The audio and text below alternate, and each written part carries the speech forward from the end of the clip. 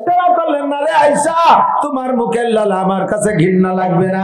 ইশারায় বুঝাইলেন মেসাক দিও না, ওই অবস্থায় দাও। আমার লালা মেসাকের মধ্যে, সেই মেসাক দিয়ে আমার নবী মেসাক করলেন। তাবাকারি কুকুমারি কি, আমার মুখের লালা নবীর মুখের লালা, নবীর মৃত্যুর সময় তার মুখের মধ্যে। এই মেসাকের পরে নবী বললেন আল্লাহুম্মা রফিকাল আলা, আল্লাহুম্মা রফিকাল আলা, আল্লাহুম্মা রফিকাল আলা। তিনবার বলার পরে আর নবী দুনিয়ার কথা বলে নাই। অর্থ হলো রব্বুল আলামিন, তুমি আমার সর্বশ্রেষ্ঠ আলা, সর্ব উপরের বন্ধু তুমি, তোমার কাছে যাইতে জন্য আমি রেডি। এই কথা বলার পরে নবী পাকের জানটা চলিয়া গেল। কথাটা সামনের দিকে চলে আসছি, আমি মাঝের দিকে চলে যাই। কথাটা সেটা হলো আমার নবী এই ওয়াক্তের পরে আর ফজরের নামাজ পড়তে পারেন নাই। এইটা ছিল ঈশার ওয়াক্ত। সে ওয়াক্তটা বিশ্ব নবী মুহাম্মদুর রাসূলুল্লাহ জামাতে নামাজ পড়েছে বন্ধু, জামাতে নামাজ পড়েছে। আর তুমি মুসলমানের সন্তান হইয়া জামাতে নামাজ পড়ো না। আমাদের এই কুষ্টি আছে নেড়ার পীর লালন শাহ, ওই জায়গার ভক্ত, তারা খানকার মধ্যে বসে থাকে, নামাজ পড়েন। কয় সিজদা দেব কোন জায়গা? শয়তান সব জায়গা সিজদা দিয়ে নাপাক করে দিয়ে গেছে। এই সিজদা দিলি নাপাক হয়নি? সিজদা নাপাক জায়গায় দেওয়া যায়? শয়তান কি শয়তান হয়েছে সিজদা দিয়ে না না দিয়ে? একটু কন, আরে কথা কয় না, আপনারা শুনতে দিতে পারেন না, আমার সাথে একটু ক্ষতি হবে। গত রাতে সাইড দিয়ে মাহফিল করে আমি আদামরা হয়ে গেছি, মানে আপনাকে বসা দিয়ে একটু কইছি, করার ইচ্ছা করছি। আরে মৌলানা তৌফিক অনেক ভালোবাসে, তার মাধ্যমে আইসি এটা কম করে গেল তো তারও ইজ্জত থাকবে না। চেষ্টা হচ্ছে একটু বেশি কর, ওয়াজ রয়েছে সামনে। আল্লাহ শয়তান শয়তান হয়েছে কি সিজদা দিয়ে না না দিয়ে? 8 লক্ষ বছর সিজদা দিয়েছে আল্লাহ, তারে শয়তান কয় নাই, মাত্র একটা সিজদা মিস করেছে শয়তান হয়েছে, ঠিক না? আর তাতে ওই নেড়ার পীর ওই ভণ্ডরা নামাজ পড়ে না, কয় যে নামাজের মতো নামাজ জীবনে এক ওয়াক্ত পড়লেই হলো, সিজদার মতো সিজদা জীবনে একটা দিলেই হলো। আবার আশেকে রসুল, বিশ্ব আশেকে রসুল, এগুলো আশেকে রসুল না আশেকে শয়তান? একটু জোরে কেন? আশেকে শয়তান। সিজদা না দিয়ে শয়তান শয়তান হয়েছে, ওগুলো সিজদা দেবে না। আরে ইবলিস তো এক সিজদা না দিয়ে শয়তান হয়েছে, তুই জীবনেও ফরজ নামাজে সিজদা দিস নাই, তাহলে তুই ইবলিস কয় ক্লাস উপরে শয়তান হচ্ছে চিনতে হতে হবে। আমরা নামাজ পড়বো কোন জায়গা? মসজিদে। বলেন কোন জায়গা? একটু কোন জায়গা? এক ওয়াক্ত নামাজ মসজিদে পড়বেন, 527 ওয়াক্ত নামাজের সওয়াব পাবেন। সহজ ইনকাম, সহজ ইনকাম, একেবারে ইজি। হুজুর বলেন আল-আমালু কালিল ওয়াল আজরু কাসীর। তোমরা আমার উম্মত হওয়ার কারণে তোমাদেরকে একটা পার্সোনালিটি আল্লাহ তাআলা দিয়েছেন, একটা সুযোগ আল্লাহ দিয়েছে। অল্প আমল করে বেশি নাকি বাবা? অল্প আমল করে বেশি নাকি? জামাতে নামাজ পড়বে মসজিদে, 527 ওয়াক্ত নামাজের সব এক ওয়াক্তের বিনিময়ে। সুবহানাল্লাহ। ওযুর সময় একটু মেসাক করবেন, পারবেন? ওযুর সময় একটু মেসাক, ওযুর সময় মেসাক আমার কোটের পকেটে আছে, পকেটেই আছে। প্রত্যেকের পকেটে একটা মেসাক রাখবেন, প্রত্যেকের পকেটে একটা মেসাক রাখবেন, মেসাক রাখবেন। এটা খাটো হয়ে গেছে। মেসাকের মধ্যে আর একটা সুন্নত আছে, একটু কব নাকি? কষ্ট হচ্ছে আপনাদের? এই মেসাকটা আঙ্গুলে কেনি আঙ্গুল পরিমাণ মোটা, তাজা থাকতে এরকমই মোটা ছিল। 2 নম্বরে শুকাই এখন কাবু হয়ে গেছে। আর বানানোর সময় এই বিঘেতের 1 বিঘে, বৃদ্ধ আঙ্গুলের মাথা থেকে শাহাদাত আঙ্গুলের মাথা, সুন্নত সব শেষ। সব বাড়ি বিরাজ ফায়ার, গমেতে উঠে বিরাজ ফায়ার করতে পারে, তার বিরাজ ফায়ার করে। মাদ্রাসার হুজুর ছাত্রকে পকেটে মেসাক পাওয়া যাবে না। কথা বল? 1 লক্ষ বছর বিরাজ করলে তুমি মেসাকের সুন্নত পাইবা না। ও বন্ধু রে, ওযুর সময় যদি মেসাক করে ওযু বানাও, নামাজে আল্লাহ পাক তোমারে কি পরিমাণ প্রতিদান দিবে। যেই মেসাক, যেই ওযু দিয়ে মেসাক দিয়ে ওযু করেছো, ওই ওযু দিয়ে নামাজ পড়লে 1 ওয়াক্তে 70 ওয়াক্তের সওয়াব বেশি দেওয়া হয়। নিয়মিত যারা মেসাক করবেন, নিয়মিত যারা মেসাক করবেন, তাদের সবচেয়ে বড় লাভ, এদিকে পিছনে খেয়াল করতেছেন, নিয়মিত যারা গাছের ডাল দিয়ে মেসাক করে ওযু বানায়, তাদের সবচেয়ে বড় ইনকাম হলো মরণের সময় কলেমা নসিব হবেই হবে। না, পিছনালার মধ্যে সুবহানাল্লাহ কয় না। আমি তো মাদ্রাসার হুজুর, তো আমার ছাত্র আছে 20-30 জন ক্লাসে পড়ে। 1 নম্বর গুলো প্রথম বেঞ্চে, 2 নম্বর গুলো 3 নম্বর দ্বিতীয় বেঞ্চে, 3 নম্বররা। আর পিছনে যে কয়জন, ওরা ফলায় চানাচুর বাদাম খায়, গুড়গুড়ের গল্প আরে। এই জায়গা সেই বদনাম ঘুষতেই হবে। পিছনে 1 নম্বর ছাত্র, 1 ওয়াক্তে 70 ওয়াক্তের সওয়াব। বলেন 1 ওয়াক্তে 70 রক্তের সব মেসাব করলে। 2 নম্বরে সর্বশ্রেষ্ঠ ফায়দা যেটা 5 ওয়াক্ত নামাজে মেসাব করে ওযু বানাইলে তাকে আল্লাহ তাআলা মরণের সময় কলেমা নসিব করবে জোরে কোন সুবহানাল্লাহ। আর মান কারা আখিরু কালামি লা ইলাহা ইল্লাল্লাহ ফাদাখালাল জান্নাহ, যেই লোকটার আখেরি কলেমা হবে লা ইলাহা ইল্লাল্লাহ ওই লোকটা যেন জান্নাতে চলিয়েই গেল। কবরে দেওয়ার সাথে সাথে আপনি জান্নাতি কোন সুবহানাল্লাহ। এ ভাই কত গান মুখস্থ করছেন, বুড়োরা বিজয় সরকারের গানও মুখস্থ আছে। বিজয় সরকার আমার দাদা শ্বশুর হয়, কবি গানের বিজয় সরকার হিন্দু, উনি আমার দাদা শ্বশুর, আমার শ্বশুর বাড়ির এলাকার মানুষ। এই বিজয় সরকার গান গায়, এই পৃথিবী যেমনই আছে তেমনই পড়ে রবে, সুন্দর এই পৃথিবী ছেড়ে একদিন চলে যেতে হবে। সব গানের এক সুর না কিন্তু, এটা হলো বিজয় সরকার। মমতাজের গান হাঁটতে যায় লাঠি দিয়ে চিৎ করে ভাটায় দাও, এক এক গানের এক এক সুর, ঠিক না? বিজয় সরকারের গান বুড়ো মানুষ তুমি কণ্ঠ সয়াদ করেছো, কারা বকুল কি আরি জুমলা রাজ বাখুদা তদবির হিলা কায়ের আওয়াজ। দুনিয়া সব পারো, ইংরেজি পারো, অঙ্ক পারো, বাংলা পারো, জ্যামিতি পারো, বীজগণিত পারো, পাটিগণিত পারো, চালাকি পারো, ফাঁকিঝুঁকি পারো, রেকর্ড পারো, পরসা পারো, এসে পারো, বিআরএস পারো, সব তুমি পারো। লেখাপড়া কিছু জানে না, আন্তর্জাতিক খ্যাতি সম্পন্ন মূর্খ, তারপরও কাগজ বোঝে জন্মের বোঝা। এরকম কিছু পণ্ডিত আছে না, জমি মাটি ভিতে লাগে না, 3 লাখ দেখায় 2 বিঘে, পাউতে মেটে কয় যে একটু কাছে যাবো। এত বড় পণ্ডিতের পণ্ডিত, দুনিয়ার সবকিছু ভালো পারো, তুমি আল্লাহর কোরআন পড়তে পারো না, আত্তাহিয়াতু পড়তে পারো না, সূরা ফাতিহা তুমি পড়তে পারো না। আছে না নাই কথা বলে? আল্লাহু আকবার। বিজয় সরকারের গান জানো, বাজতে হবে কোন জায়গা তাও ভালো পারো। জাকি হবে, জায়গায় জায়গায় জাকি আছে, কোন জায়গা কোন জাকি যেমন আছে এ সময় সামনের দিক, যেমন আছে এই পৃথিবী ঠিক এ সময় নজরুল, তেমনই পড়ে রবে, সুন্দর এই পৃথিবী ছেড়ে একদিন চলে যেতে হবে। ভাই বলো আর বন্ধু বলো, কেউ না সাথে যাবে, সুন্দর এই পৃথিবী ছেড়ে একদিন চলে যেতে হবে। কুরআন শরীফের আয়াতের তরজমা, কিন্তু তুমি সেই আয়াতটা পারো না, পারো বিজয় সরকারের গান। ও মুসলমান, একটু মুখস্থ করো সূরা ফাতিহা, শুদ্ধ করে আসো, একটু আয়াতুল কুরসি পড়ো। আল্লাহর নবী বলেন যে ব্যক্তি 5 ওয়াক্ত নামাজের পরে বেহেশতে যাবেন কিরা কিরা? মরার 2 কোটি বছর পরে না মরার সাথে সাথে? মরার সাথে সাথে রেডি, মাশাআল্লাহ। মরার সাথে সাথে বেহেশতে যাইতে হলে 5 ওয়াক্ত নামাজের পরে। হাদিসের ভিতরে পরিষ্কার আছে, আল্লাহর নবী বলেন যে ব্যক্তি 5 ওয়াক্ত নামাজের পরে আয়াতুল কুরসি পড়ে নিয়মিত, ওই লোকটার বেহেশতে যাওয়ার জন্য বাধা শুধু মরণ, মরার পরে সঙ্গে সঙ্গে আল্লাহ তারে জান্নাত দিয়ে দেয়। কত বিজয় সরকারের গান পড়লা, কত এসে মুখস্থ করলা, কত ইংরেজি অঙ্ক শিখলা। ও বন্ধু, জান্নাতে যাওয়ার জন্য আয়াতুল কুরসিটা কেন তুমি শিখলা না? এত তাড়াতাড়ি বেহেশতে যাবা, আত যদি কইছি এক কান উঠে গেছো, 4 রাত পাবে বেহেশতে যাবো মরার সাথে সাথে। হ্যাঁ, সিন্নি দেখলি আইগো, কুত্তা দেখলি ভাইছো, একই স্বভাব। বেহেশতের লোক শুনে লাফায় বড়, আয়াতুল কুরসি বলি কইছে ও আমাকে হুজুর পড়ে, তাহলে হুজুর যাবে বেহেশতে, তুমি 5 দৌড়িতে তাহলে থেকে। আল্লাহু আকবার। আয়াতুল কুরসি সবাই পড়ার চেষ্টা করেন, আয়াতুল কুরসি মুখস্থ করেন, কবরে তাড়াতাড়ি জান্নাতে যাইতে পারবেন। ফজর বাদ মাগরিব বাদ আউযু বিল্লাহি সামিল আলিম মিনাশ শাইতানির রাজিম 3 বার পড়ে বিসমিল্লাহ পড়বেন না।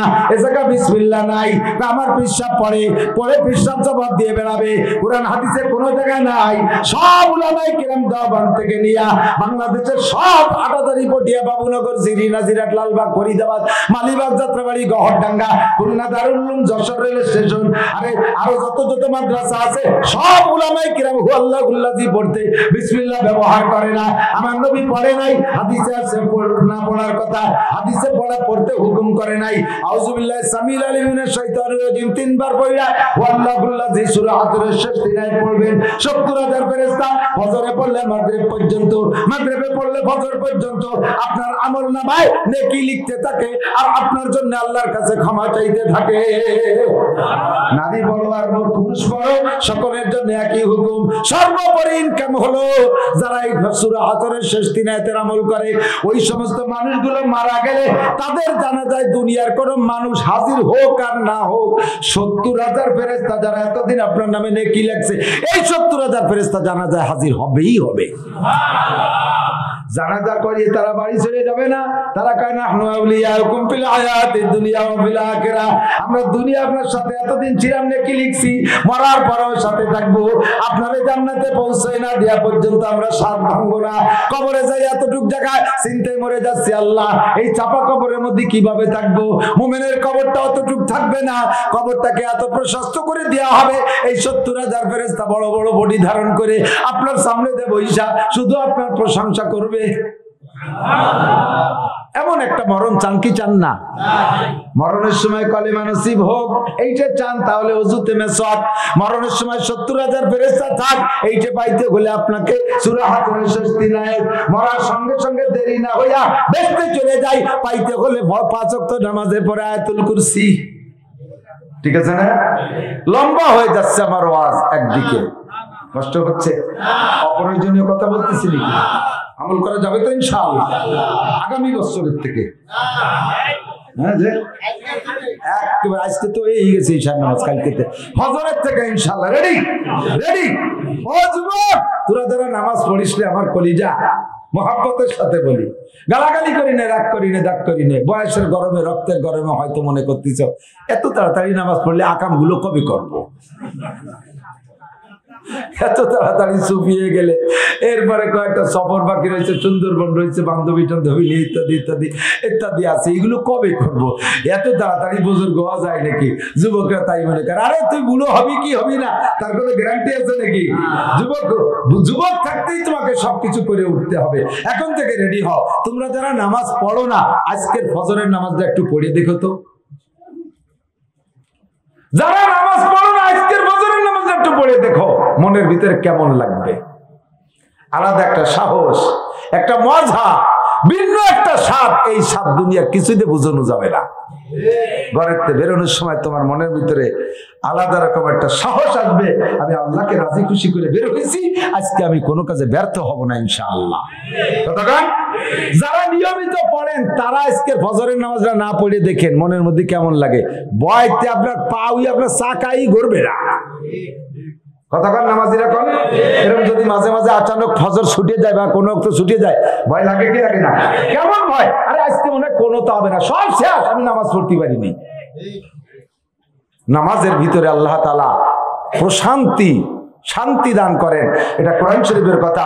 মান আমিলা সালিহান মিন যাকারিন আও উনসা ওয়া হুয়া মুমিন, এমনকি মান আমিলা সালিহান মিন যাকারিন আও উনসা ওয়া হুয়া মুমিন, যেই ব্যক্তি নারী আর পুরুষ নেক আমল করে, মান আমিলা সালিহান নেক আমল করে, মিন যাকারিন আও উনসা নারী আর পুরুষ, ওয়া হুয়া মুমিন ইমানের সাথে, আল্লাহ পাক রব্বুল আলামিন বলেন ফালানুহিয়ান্নাহু হায়াতান তাইয়্যিবা, তাকে আমি বড় সুখময় শান্তিময়, এদিক সুখময় শান্তিময় নিরাপদ প্রশান্তিযুক্ত অশান্তি মুক্ত দুশ্চিন্তা মুক্ত টেনশন মুক্ত অভাব মুক্ত সুন্দর একটা ইজ্জতের সাথে আমি একটা জিন্দেগি তারে দান করি।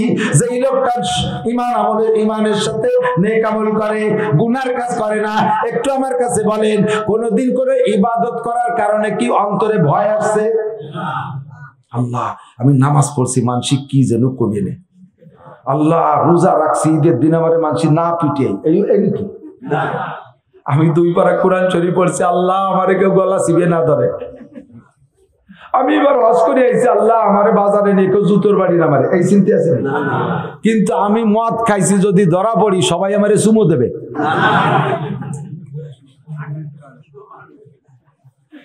ভয় লাগে কি লাগে না? জিনা করছো তুমি গভীর অন্ধকারে, কেউ দেখে নাই, তারপরে একা একা মনের মধ্যে দুর্বলতা থাকে কি থাকে না? কথা বলেন, থাকে কি থাকে না? ঘুষ খাইছে একান্ত একান্ত গোপনে, কেউ দেখে নাই, তারপরও রাত্রি ঘুষ করে ঘুম নাই। আমার এক পুলিশ আছে, পুলিশ হাবিব ভাই, কালিয়াবাড়ি, এই মহেশপুর থানায় না, তার নামে গিবত হচ্ছে না, কিন্তু আবার আপনার ফতোয়া দিয়েন না। সে আমারে বলছে, হুজুর আমার নামটা কইয়া রেফারেন্স দিয়ে আপনি বলবেন, হাজারো পুলিশের ভিতরে পরিবর্তন আসবে।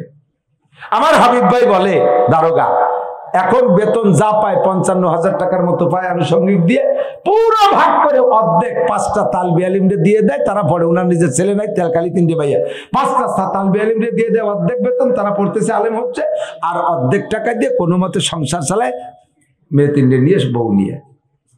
যে হুজুর যখন খাইছি তখন খাইছি তো খাওয়ার মতোই খাইছি, একটু কম খাইনি। খাইয়ে দাইয়ে রাত্রের মধ্যে ঘুম আসতো না, খালি টেনশন, মোবাইলের দিক খেয়াল, টেলিফোনের দিক খেয়াল, কোন বড় স্যার ফোন দেয়, হাবিব টাকার ভাগ দাও নাই কেন, এই চিনতে রাতের মধ্যে ঘুম হয়নি। সকালে ঘুমে উঠে সাইকেল পত্রিকা কিনতাম, আল্লাহ কোন পত্রিকা আমার নাম আইছে, অমুক রাইতে ঘুষ খাইছে অমুক দারোগা, এই চিনতে 24 ঘন্টা পাগল থাকতাম, ঘুমই আসতো না, 3-4টে ঘুমের বাড়ি খেয়ে ঘুম আসতো না। আর এখন ঘুষ খাই না, আল্লাহর রহমতে আমার ঘুমের বড়িও খাওয়া লাগে না, ঘুষও খাওয়া লাগে না, ঘুমের বড়িও খাওয়া লাগে না।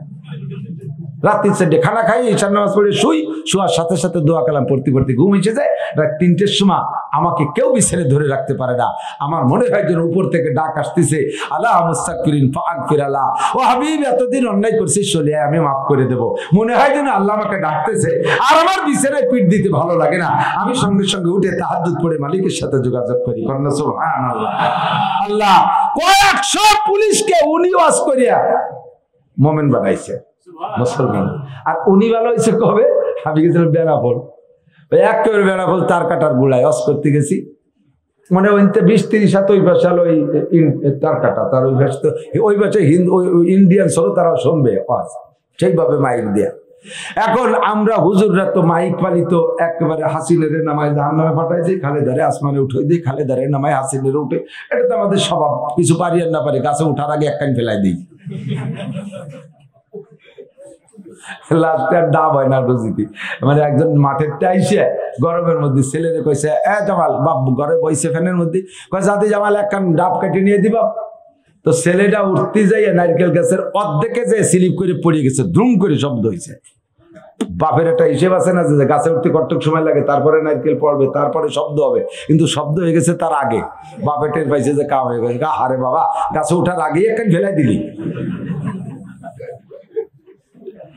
আমরা হুজুররা গাছে উঠার আগেই এক কান ফেলাই দেই, আফগানিস্তানের মৌলবীরা এভাবে গাছে উঠার আগে এক কান ফেলায় না। এখনো পর্যন্ত আফগানের প্রেসিডেন্ট বাদশাহে খলিফাতুল মুসলিমিন যে, তাকে অনেক মন্ত্রীরা দেখে নাই।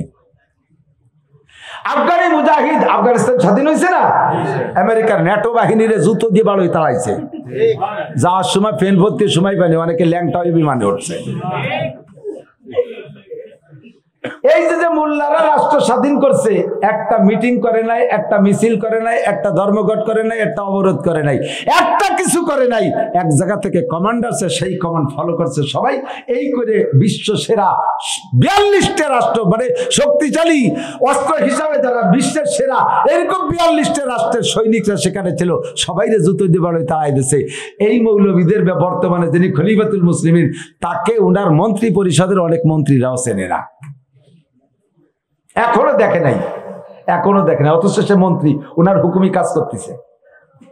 এভাবেই তারা দেশকে স্বাধীন করছে। এবং আল্লাহর রহমত কি পরিমাণ দেখেন, শত শত বছর ধরে রাষ্ট্র স্বাধীন, তাদের কারেন্সি, তাদের টাকার যে মূল্য বর্তমানে বিশ্বে সারা পৃথিবীর ভিতরে শ্রেষ্ঠ 3 দেশ টাকার দামে, তার ভিতরে রোল নাম্বার 3 হয়েছে এই আফগানিস্তান। একে টাকার তো কোনো দামই থাকার কথা ছিল না, কারণ কালকের মোল্লা 21 সালে স্বাধীন হয়েছে, এদের টাকা দামে আসতে হবে আরো বহু দেরি। সেই টাকার দাম বর্তমানে বিশ্বের 3 নাম্বার। কন্যা সুবহানাল্লাহ। আমরা এই গাছে ওঠার আগে এক কান ফেলাই দিয়ে স্বভাবটা বাদ দেই, মানুষ তৈরি করি, আগে মানুষ তৈরি করি। আমি নেগেটিভ পজিটিভ 2 প্রকারের ওয়াজি করে দেখছি। নেগেটিভ ওয়াজে ফায়দা কম হয়, পজিটিভ ওয়াজে ফায়দা বেশি হয়। আপনার মধ্যে কি কি দোষ আছে, এগুলো যদি এই জায়গা বলি, বিলাত ফলো করে ওঠো, এই ক্যাম্প করো বেটা, ওঠো ওঠো, এতে বাইরে তোমার আমি ওয়াজ করবো না। এই জামাত ইসলাম কিরা কিরা করিস, বেরিয়ে হয়েছে কাটতে, আমি লিগির কয়টার আমি ওয়াজ করবো না। তাহলে আমার সাথে লাগিয়ে যাবে না কাজে? এই মিঠে মিঠে হাসি আনন্দের মধ্যে ওয়াজ করি, আপন হয়ে যায়, পরে কিলে লিও কথা কয় না।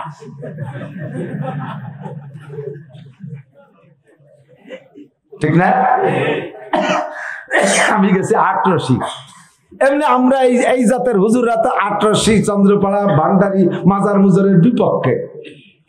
তো সে সময় ইয়াং মানুষ, আজ থেকে প্রায় 22-23 বছর আগে, এই দাড়ি দুড়িয়া পাকেও নাই, পর সব উঠে সারে নাই, গজাই পারে নাই।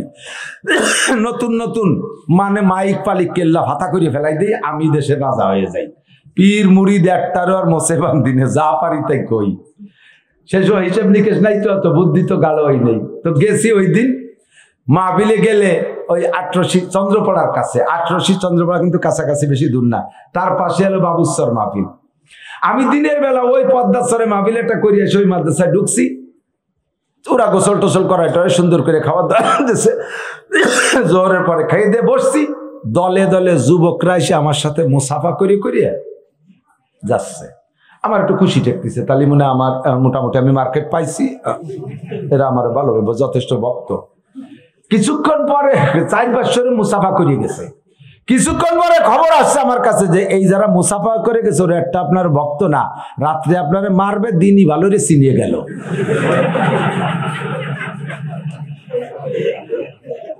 আর কি আমার হুশ আছে, ভাত যা খাইছিলাম তো 3-4 বাড়িতে বার হয়ে যাচ্ছে ভাইতে। এখন আমি কি করবো, না পারতেছি, পলাই আসতি মাহফিল, তুই আসি কি রে, ছোট মানুষ, সে সময় এত পরিচিতি না আমার যে বক্তবৃন্দ। এখন তো যে জায়গায় যাবো 2-5 আমার সাথে পাওয়া যায়, বইতে বইতে ঠোঁট মুখ শুকিয়ে যাচ্ছে। এই খবর ছড়াই পড়ার পরে তবলিগার সরমুনার সাথী যারা আমাদের মহব্বতের কওমি মাদ্রাসার আলেম ওলামারা জানিয়ে ফেলাইছে, তারা এসে আমার এবার সাহস দিচ্ছে, হুজুর লা তাহজান ওয়ালা তাখাফ, ভয় নাই, টেনশন করেন না, যা পারবেন মুখিয়া দিয়ে একসাথে কবেন, কারবালা হবে রাত্রি, যুদ্ধ হবে, আমরা রেডি। চিন্তা করলাম যে রাতের বেলা যদি আমার তো দলেরটা হলো মোটামুটি, আর ওরা তো আছেই, ও গেল এই জায়গা, তো এই জায়গা যদি আমি উল্টো পাল্টা বয়ান করি, ওকে গেনেস্টে বলি কারবালা হবে, তাহলে 2-1টা মারা যাবে, কারবালা হবে, মারামারি হবে। এই যদি 2-1টা মারা যায় তো মার্ডার কেসের 1 নম্বর আসামি আমি, জেলে নিয়ে আটকাইতে হবে, ওয়াজ করি বেড়াতে পারবো না, যাওয়া বার্তা হবে আর কি। এদিকে মাদ্রাসাটার ক্ষতি হবে। আল্লাহর কাছে খুব কান্নাকাটি করছি মাগরিবের পরে। শেষে আমার বয়ান, ওই মাহফিলে আমি আগেও গেছি, অন্যান্যবার গেছি, 150-200 মানুষ হয় সে সময়। আর আজকে এই যে পরিমাণ আসছেন না, এর থেকে মানে 4 গুণ মানুষ হবে, মানে আমার ওই মারতির জন্য আসছে আর কি, সব দলের মানুষ। এরপরে আমি বয়ান শুরু করলাম আল্লাহর দিকে তাকাইয়া। ওদিন বয়ান আল্লাহ আমার শিখাইতেছে, আমার কোনো হুঁশ ছিল না কি আমি বলছি। লাস্টে যে বললাম ভাই জান্নাতে যাবেন কে কে, সবাই হাত উঠাইছে। আমি বললাম জান্নাতে যাওয়ার জন্য একমাত্র আল্লাহর নবী বলেন যে 5 ওয়াক্ত নামাজ পড়ে ওই লোকটাকে আল্লাহ তাআলা বিনা হিসাবে জান্নাতে দেয়। ওয়ায়াদখুলুল জান্নাতা বিগাইরি হিসাব। আপনারা কি বিশ্বাস করেন? কয় যে হ্যাঁ করি।